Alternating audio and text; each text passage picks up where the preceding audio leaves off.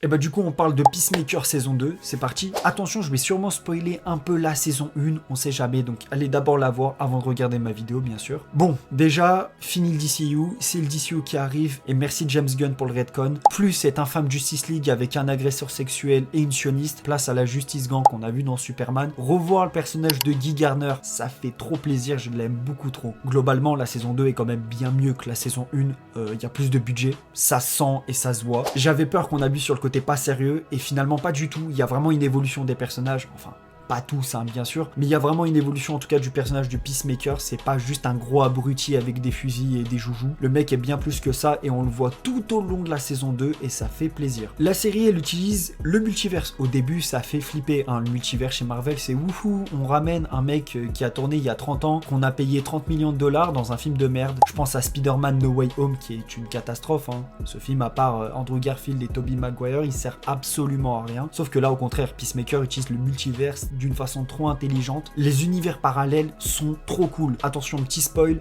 voir le dialogue entre deux vigilantes, je pense que c'est le meilleur truc de la série, c'est le meilleur truc qui a été fait. Bon, pour le coup, là, je vais spoil la saison 2, donc regardez pas la suite. L'univers parfait de Chris, qui est en réalité un monde nazi, c'est trop intelligent comme choix, c'est un choix hyper audacieux. James Gunn, t'as été trop fort là-dessus. Et puis surtout, c'est même s'il le dit en interview, pour moi, c'est vraiment un parallèle avec le monde actuel, la montée de l'extrême droite dans le monde, tout ça. Donc, faire ça, je trouve que c'est trop intelligent. Et puis, je le crois pas, James Gunn en interview, comme quoi il dit que non, il a pas fait exprès. Entre Superman, dans le film Superman, Hawk Girl qui tue Netanyahou et là les nazis qui arrivent aux États-Unis, je pense qu'il l'a clairement fait exprès. Et ah oui, et concernant la fin, si vous voyez des gens dire oui, il va avoir une saison 3, on n'en sait rien. James Gunn, il a rien prévu dessus, hein, il l'a confirmé maintes et maintes fois. C'est juste que c'est un choix qui est intelligent. Si vous avez pas aimé la fin de la saison 2 de Peacemaker, bah je peux pas vous en vouloir, mais d'un côté, mettez-vous à la place de James Gunn. Le mec, il doit monter un univers étendu. Si le personnage, je sais pas moi, John Cena, il y a un souci avec son personnage, bah au moins il est dans une prison qui est la Salvation, qui est dans un